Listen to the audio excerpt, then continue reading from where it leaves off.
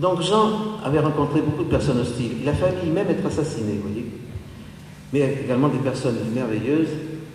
Et il va rencontrer maintenant, en 1856, le deuxième jeune homme, le deuxième adolescent merveilleux, c'est donc Dominique Savio.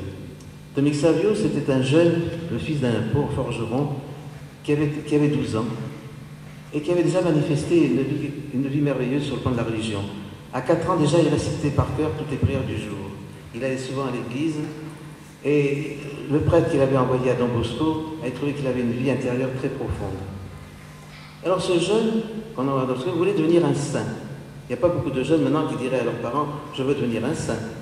Alors Jean Bosco, il demande à Jean Bosco de l'aider à devenir un saint.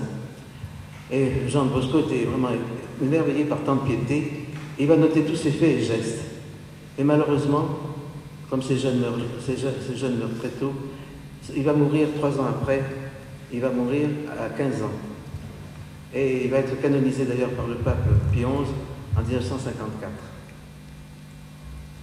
Alors évidemment, Jean a besoin de quelqu'un pour l'aider. Alors il a une idée, c'est d'utiliser ses anciens élèves, qui seront les cadres de l'association. Alors il va avoir des déceptions, parce que tous ne voudront pas devenir prêtres, ils voulaient surtout des prêtres. Et finalement, en 1859, il donne la soutane à 4 jeunes élèves. Et 3 ans après, ces jeunes élèves, eh bien, ils porteront le nom de Salésiens, parce que Jean Bosco, Don Bosco maintenant, voulait les imprégner de la douceur évangélique du saint évêque savoyard, l'évêque de Genève.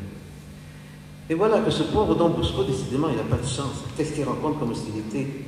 Ce sont 2 prêtres turinois, Monseigneur Frasani et Monseigneur Gastaldi, qui s'opposent énergiquement à ses projets. Ils le combattent énergiquement.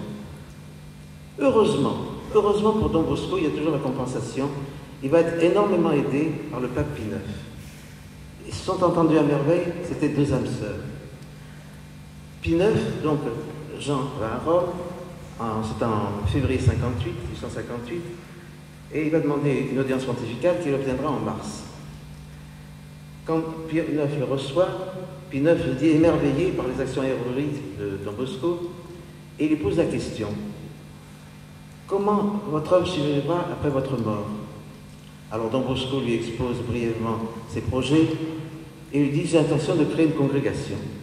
Alors le pape lui dit: ce sera plutôt une société, ça sera donc la société salésienne qui maintenant existe toujours et répandue dans le monde entier. Mais en 1858, qu'a déjà réalisé Don Bosco? Ces réalisations sont déjà importantes. Il a créé une église dans un village donc, à Val-d'Occo, une église dédiée à Saint-François de Sales, comme par hasard. Il a bâti un internat, il a construit 4 ateliers. Et alors, il travaille intensément, et cette maison, c'est vraiment une ruche bourdonnante, où règne une atmosphère permanente de joie. Et les élèves ont de la chance, parce qu'ils ont un prêtre vraiment très cultivé. En effet, Jean Bosco n'était pas seulement un manuel, c'était un intellectuel. Et c'était un véritable ouvrier de la plume. Il a écrit des livres pour justement expliquer sa tâche de prêtre éducateur, mais également il a écrit des livres pour édifier le lecteur et l'instruire des vérités de la foi. D'ailleurs, les éditions salésiennes existent toujours dans plusieurs pays d'Europe, également jusqu'aux Indes et au Japon. Jean Bosco était vraiment le promoteur de la bonne presse. Alors son combat, il a mené un combat offensif dans toutes les directions, sur tous les fronts. Par la parole, par la presse, par les livres, par les brochures, par les fondations et par les œuvres. Également, l'expansion salésienne va se faire dans différentes directions. Il a donc créé une fondation, il a fondé une société d'hommes, c'est-à-dire les Salésiens, une congrégation de filles, de sœurs et filles de Marie Auxiliatrice, également les coopérateurs salésiens, un tiers homme. Je donne quelques précisions à propos de la création de cette congrégation féminine. Jean Bosco n'était pas partisan de la création d'une congrégation féminine. C'est bizarre d'ailleurs parce qu'il a eu tellement d'amour pour sa mère, également pour la Vierge.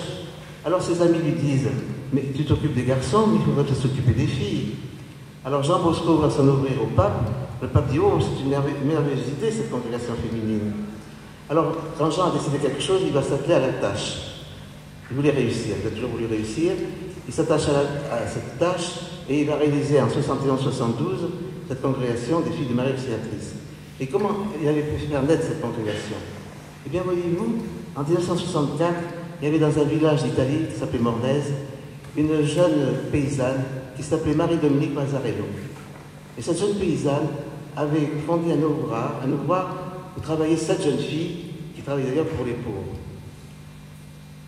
Alors, Jean va transformer cette petite communauté en une véritable communauté ecclésiale. Il va donc, ça va être la lecture, ça va être les vœux, et Marie-Dominique Mazzarello sera la première mère supérieure. Et voyez-vous, une mère supérieure qui était illettrée. Et à ce moment-là, 12 jeunes filles vont prendre le voile. Et alors, il s'adresse à elles et il leur dit: je vous appellerai fille de Marie Auxiliatrice. Parce que Marie Auxiliatrice, c'est un nom qui m'a toujours été cher au cœur et que je vous réservais. Alors, ce nom de Marie Auxiliatrice n'a pas été créé par Jean Bosco. Il remonte très loin. Historiquement, la dévotion à Marie, secours des chrétiens, sous le cas de Marie Auxiliatrice, a été instituée par le pape Innocent XI en 1571, au moment où les Turcs ont été battus par les chrétiens à la bataille de Lépante. Oui, ça remontait loin. Alors il aimait ce titre de Marie Auxiliatrice. Il va donner également une très belle basilique qui va être créée dans son Val d'Occo, où il sera d'ailleurs enterré. Et également à Nice. À Nice, vous avez l'église Marie Auxiliatrice, qui se trouve près du palais d'exposition. Cette église, c'est la plus grande de Nice. Elle fait 1500 mètres carrés, elle peut recevoir, il y a 1000 places assises. Vous voyez, c'est plus grand qu'ici. Et il y a de très belles fresques. D'ailleurs, à un moment, elles ont besoin d'être restaurées, ces fresques. Alors, cet ordre donc de jeunes filles va s'épanouir en différentes œuvres, des ouvroirs, orphelinats, hôpitaux, crèches. Et Marie-Dominique Mazzarello, d'ailleurs, sera canonisée en 1951, toujours par le pape Pie XI. Mais il y a quand même quelque chose qui compte dans l'Église. Le Christ a dit: allez enseigner toutes les nations. L'Église est par essence missionnaire. Et Don Bosco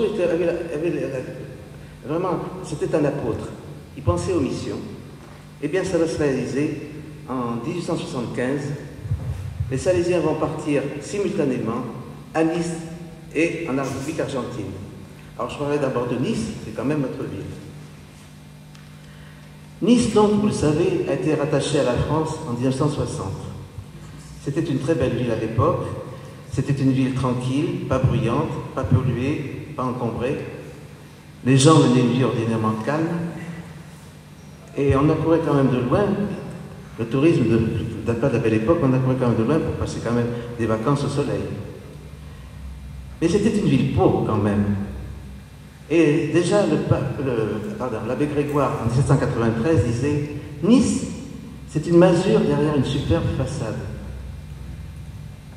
Et d'autre part, la ville comptait presque 2 tiers d'illettrés. Remarquez maintenant, on dit que les gens sont lettrés, enfin, si on veut.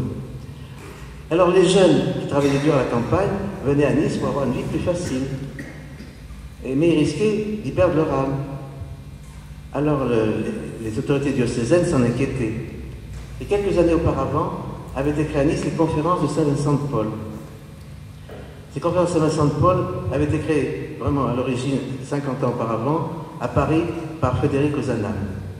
Alors ces conférences de Saint-Vincent de Paul, ils voyaient le danger qui guettait ces jeunes, s'en occupaient, essayaient d'en faire des apprentis. En 1869, il y a un avocat qui s'appelle Maître Ernest Michel, qui était avocat au barreau de Nice, qui a des études à l'université de Turin, qui devient président des conférences de Saint-Vincent de Paul à Nice. C'était un homme du XIXe siècle, il était instruit, actif, bon et charitable. Il s'inquiétait de la disparition de ces conférences de Saint-Vincent de Paul. Il cherchait un sauveur. Mais le sauveur va tout trouver, c'est Don Bosco. Il le connaissait d'ailleurs depuis quelques années. Et à ce moment-là, vous aviez comme évêque à Nice, Monseigneur Pierre Sola. Monseigneur Pierre Sola, j'en ai entendu parler quand j'étais très jeune, parce qu'avant-guerre, j'habitais boulevard Pierre Sola. Donc c'était une vieille connaissance pour moi. Alors ce Monseigneur Pierre Sola, c'était un admirateur, et c'était un compatriote et un admirateur de Don Bosco.